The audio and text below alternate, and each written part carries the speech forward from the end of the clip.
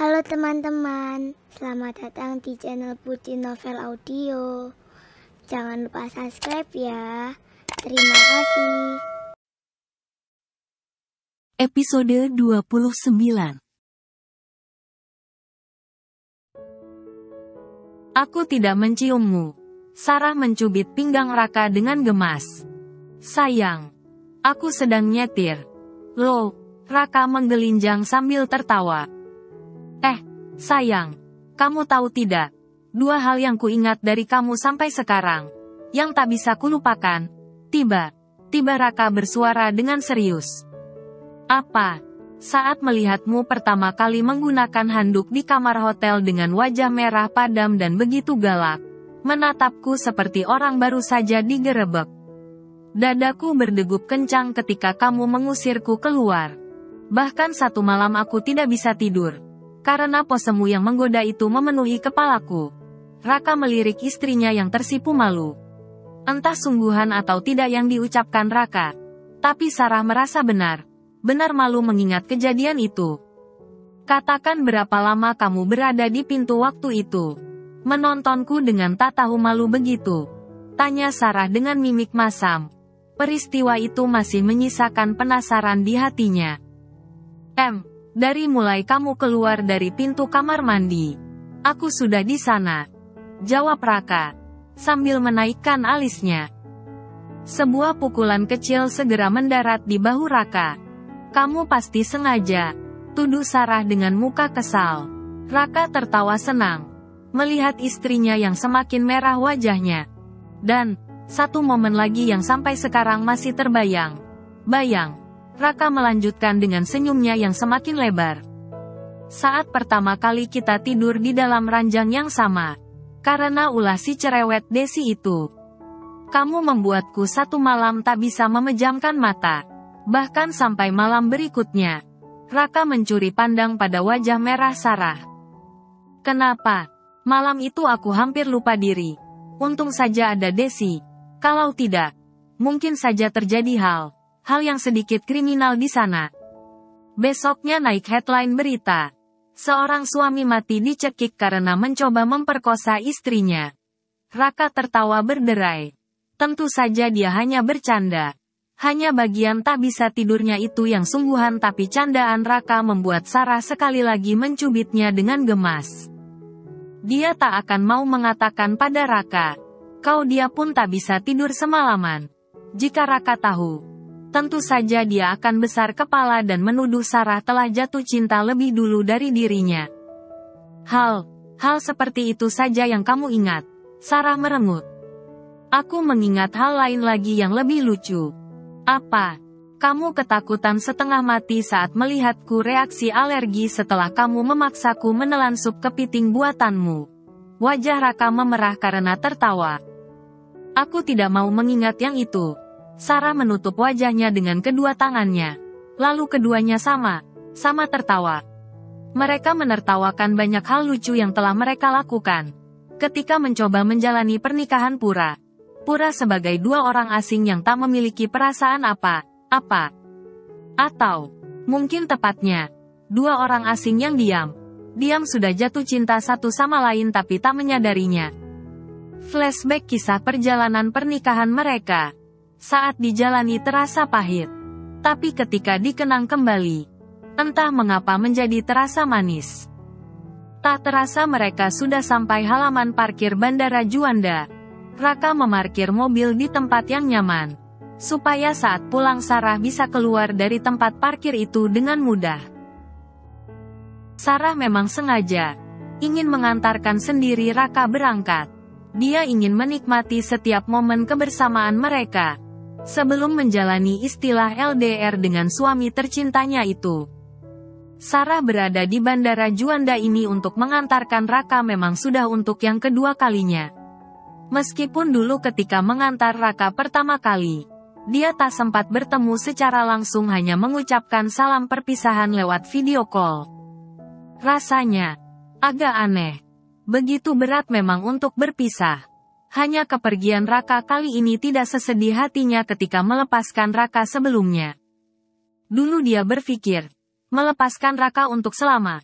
lamanya dari hidupnya ketika mengucapkan selamat jalan, tapi bedanya sekarang hanya melepasnya untuk sementara saja. Meskipun sama begitu berat dilakukan. Raka dan Sarah duduk berhadapan dipisahkan sebuah meja pada sebuah kafe kecil di ruang publik Terminal 2. Keberangkatan masih sejam lagi. Raka masih belum pergi untuk check-in. Tiketnya sudah dipesan seperti biasa oleh Dea, asistennya, lewat salah satu aplikasi pemesanan tiket online. Waktu semakin sedikit tapi rasanya sangat enggan untuk saling meninggalkan. Sayang, kamu tidak apakan ku tinggal? 1 semester ini, aku mungkin tidak bisa pulang. Raka berucap sambil menggenggam jemari Sarah. Ya, aku akan baik saja. Suara Sarah seperti tercekat di tenggorokan. Dia tersenyum lebar tapi sangat tidak sinkron dengan suasana perasaannya. Jangan lupa, istirahat yang cukup, makan yang banyak, jangan sibuk menggambar bajumu itu sampai lupa waktu, dan minum susu juga yang teratur. Raka mengingatkan dengan wajah serius. Pesan yang panjang itu diucapkan seperti seorang dokter yang sedang menjelaskan list resep kepada pasiennya. Sarah menganggukkan kepalanya. Mendapat wejangan seperti itu terasa membuat hatinya luluh. Perhatian Raka menghadirkan rasa haru di sudut hatinya. Aku hanya memastikan istri dan anakku selalu baik saja sampai aku pulang. Raka mengelus punggung tangan Sarah dengan lembut. Kamu juga jangan lupa makan kalau lagi sibuk dengan tugas. Jangan tidur terlalu malam.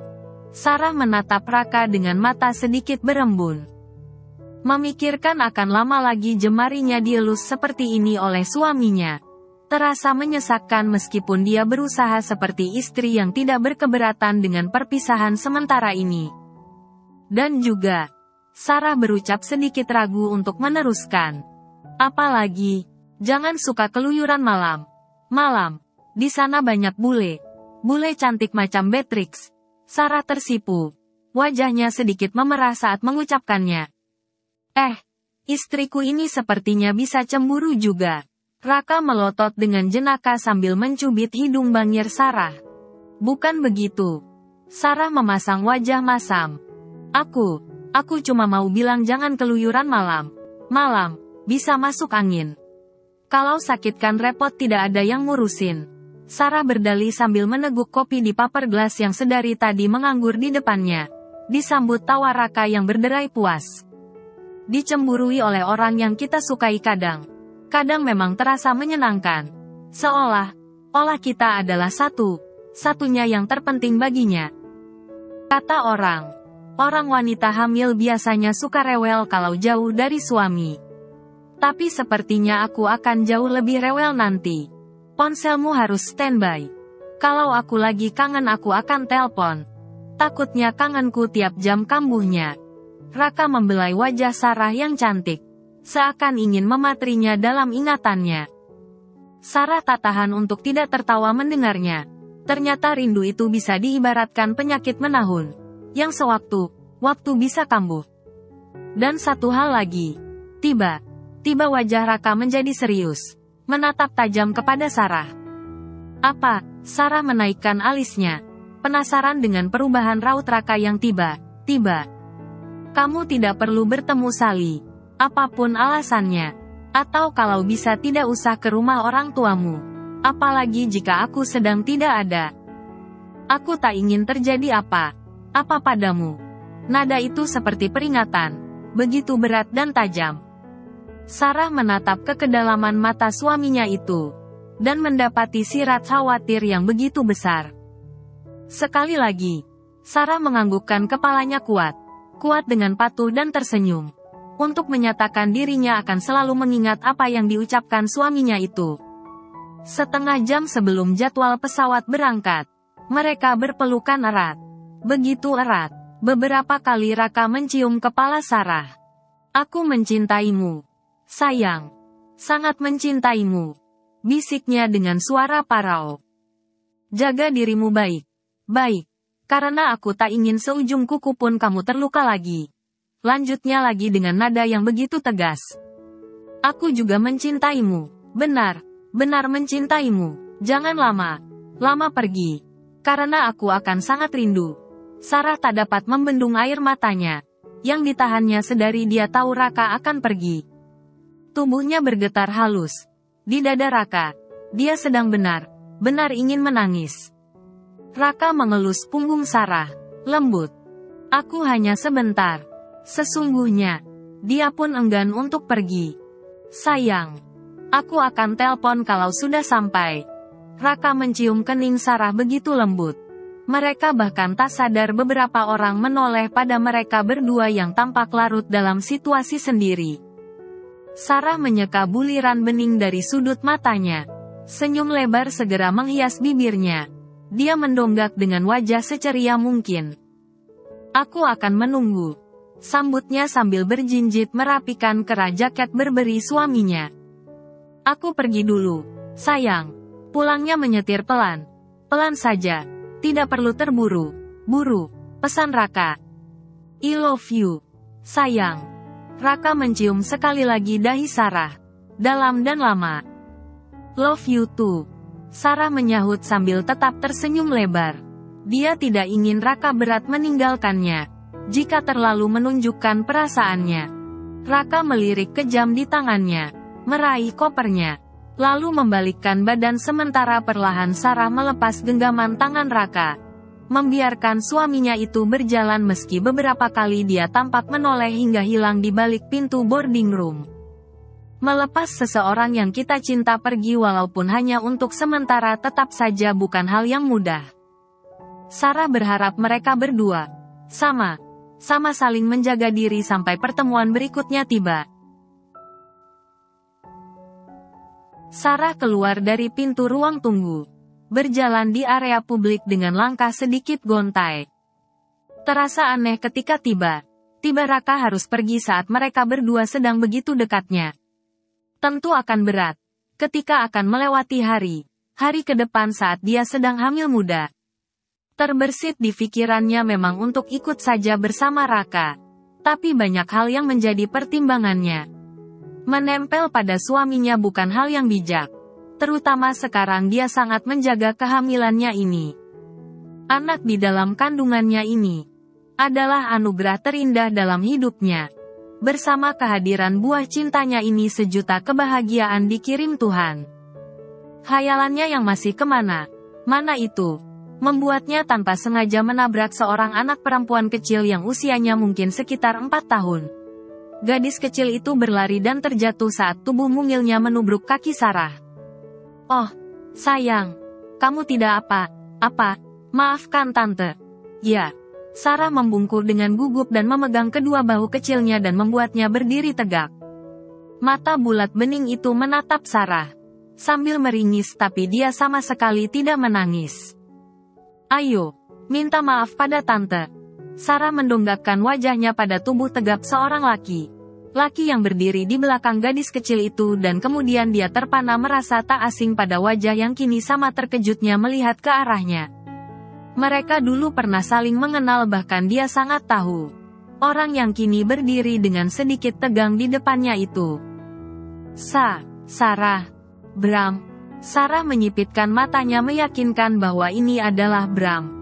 Mantan kekasih Sally saat masih SMA sekaligus orang yang melarikan adiknya itu dari pernikahannya. Maaf. Bram tampak salah tingkah.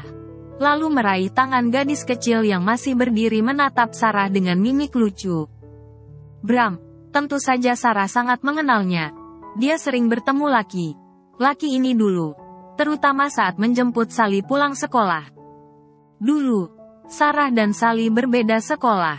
Mereka selalu diantar oleh sopir pribadi jika berangkat dan pulang sekolah. Biasanya, Pak Agus, sopir mereka lebih dulu menjemput Sarah baru ke sekolah Sally.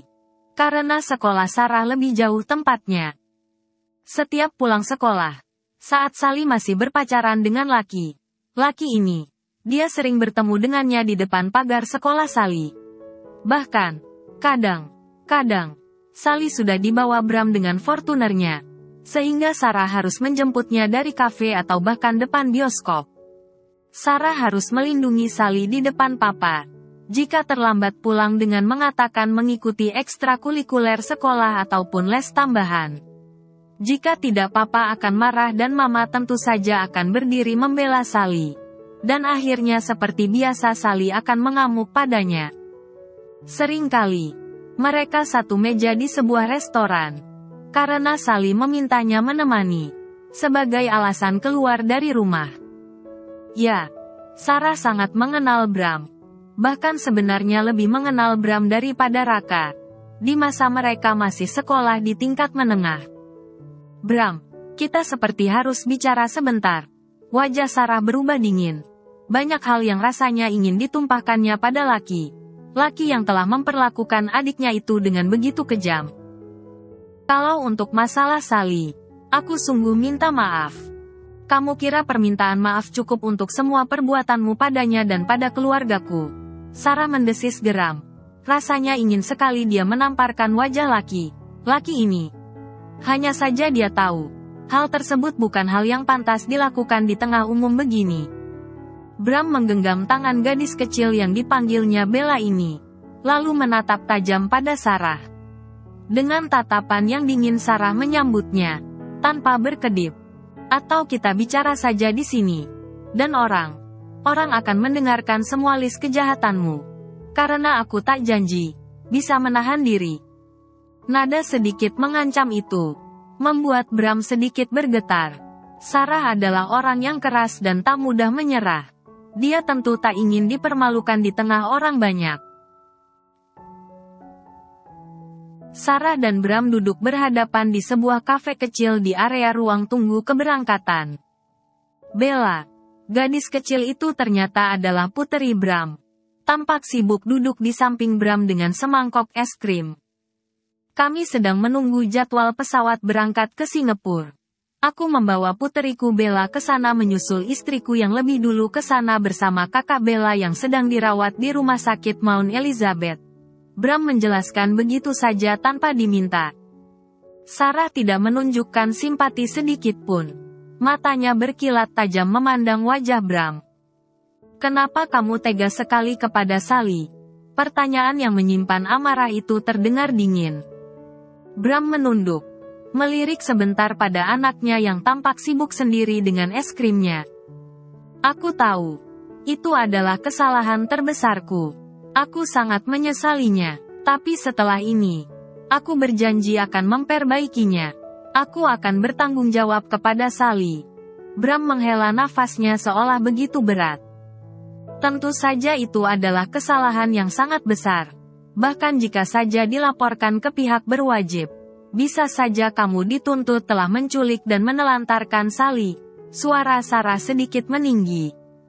Aku tidak pernah ingin menelantarkannya. Aku terpaksa meninggalkannya di Singapura karena anak pertamaku sakit dan aku harus pulang. Bram, tahukah kamu? Kesalahanmu itu begitu banyak. Bahkan terlalu panjang untuk disebutkan. Seharusnya, kamu tidak melarikan Sally sebelum hari pernikahannya. Jikapun waktu boleh diulang, aku tetap akan melakukan hal yang sama. Bram tiba berucap dengan suara yang berat tapi begitu yakin membuat Sarah terpana mendengarnya. Karena aku benar mencintai Sally.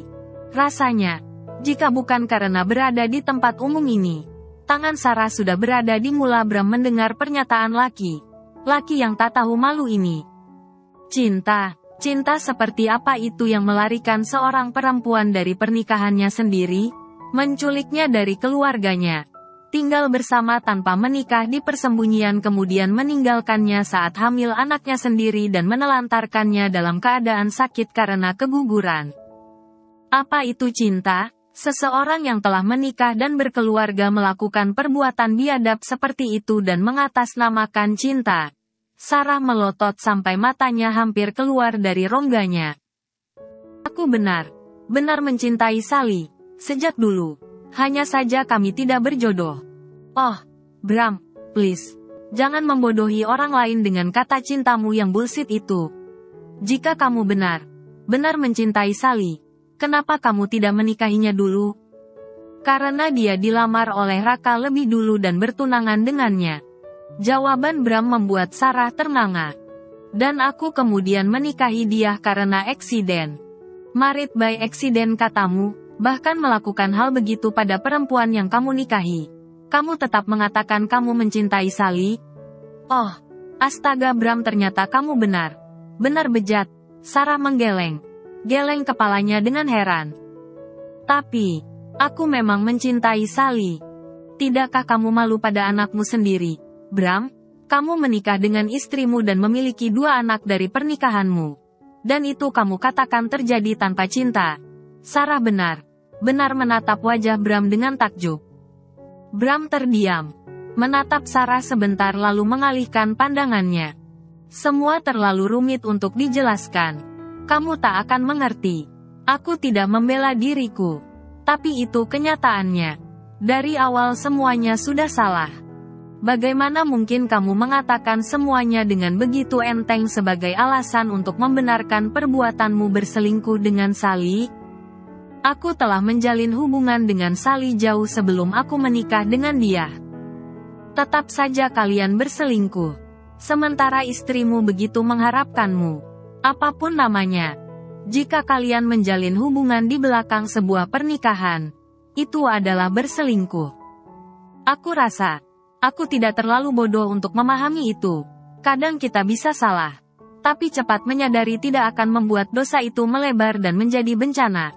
Sarah benar-benar jengkel luar biasa pada Bram. Sudah cukup kamu memberikan Sally harapan. Harapan palsu, Bram. Dia telah kehilangan banyak hal dalam hidupnya. Karena keserakahanmu. Berhentilah membuat penderitaan yang lain untuknya. Jangan atasnamakan cinta untuk semua. As interpret. As sama dengan ekspletif. Lebih besar dari asteris. As lebih besar dari seperti itu. Suara Sarah terdengar tajam. Aku berjanji. Setelah anakku kembali pulih, aku akan bertanggung jawab pada Sally. Mata Sarah yang bulat itu memerah. Aku berbicara padamu hari ini. Meskipun sebenarnya aku benci melakukannya bukan karena aku mengharapkan kamu kembali pada adikku. Aku hanya ingin memintamu. Menjauhlah sejauh-jauhnya dari hidup Sally. Apapun kesalahannya, dia telah membayarnya dengan penderitaan yang luar biasa. Itu sudah lebih dari cukup. Kasihanilah dia dan keluarga kami. Aib yang kami tanggung begitu memalukan. Sehingga harus bersembunyi seolah tidak mempermasalahkan apa denganmu? Meskipun sesungguhnya orang tuaku berharap kamu membayarnya dengan setimpal. Kalimat panjang itu begitu tajam dan terdengar menyimpan kemarahan. Tidak ada hal yang baik yang akan kalian dapatkan dengan membangun hubungan di atas penderitaan orang lain. Fikirkan perasaan istri dan anakmu. Sally mungkin merasa menderita sekarang, tapi dia akan baik saja bersama waktu. Jangan pernah muncul lagi di hadapannya. Apapun yang terjadi. Sarah berdiri dari tempatnya duduk. Aku tahu. Bram menyahut dengan suara perlahan. Aku sangat mencintai Sally. Dan menjadi sangat serakah karenanya. Bahkan aku semakin menjadi tak terkendali. Ketika saat bersamaku, dia bandingkanku dengan tunangannya. Aku mencintainya. Sekaligus membencinya karena dia menyerahkan tubuhnya padaku tetapi hatinya diam dia serahkan pada orang lain.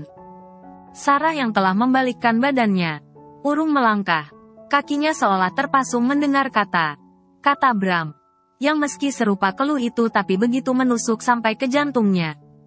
Sarah membalikkan badannya perlahan, menatap langsung pada mata laki yang masih duduk di samping anaknya itu. Tidak pernah ada cinta yang memberikan hati dan tubuhnya pada orang yang berbeda. Sarah mendesis dengan gemetar. Kamu tak tahu rasanya, Sarah, mencintai orang lain, tapi tak bisa melepaskan yang lainnya. Entahlah Bram, aku tak bisa mendeskripsikan dirimu secara pantas. Kamu tidak hanya egois tapi serakah dan jahat. Bram, suaranya Sarah terdengar serak. Bram terdiam. Dia menoleh pada Bella yang menatapnya dengan Sarah bergantian. Perdebatan itu memang tak dimengerti gadis kecil itu. Tapi dia tahu papanya tampak begitu gusar. Papa, kenapa tante ini marah? Marah dengan papa? Bella kecil ini bertanya sambil menyeka bibirnya yang belepotan. Sarah tersadar. Dirinya mungkin terlalu terbawa emosi, sehingga tidak menyadari situasi. Dengan volume suara yang diturunkan, Sarah berucap, "Baik, kamu dan Sally tidak pernah mengerti arti cinta yang sebenarnya karena as interpret. As sama dengan ekspletif. Lebih besar dari asteris. As lebih besar dari telah membutakan mata dan hati kalian. Jika kamu benar mencintai Sally, kamu tidak akan menghancurkan masa depannya dan menodainya dalam statusnya sebagai tunangan orang lain. Jika Sally mencintai tunangannya, dia tidak akan menyerahkan kesuciannya padamu dan meninggalkan tunangannya sendiri seperti sampah." Tidak keras memang, tapi terdengar menggeram. Orang yang benar mencintai, tak akan bisa menerima sentuhan orang lain tanpa merasa bersalah pada pasangannya. Bukan cinta namanya jika kalian masih bisa menyakiti orang yang kalian anggap sebagai cinta. Dua bulir bening jatuh di sudut mata Sarah, tanpa disadarinya. Jangan pernah katakan cinta lagi, dengan menggunakan mulut busukmu itu. Mendengar orang sepertimu mengatakannya, aku benar merasa jijik, Bram. Orang yang tak menghargai cinta tak akan pernah memahaminya.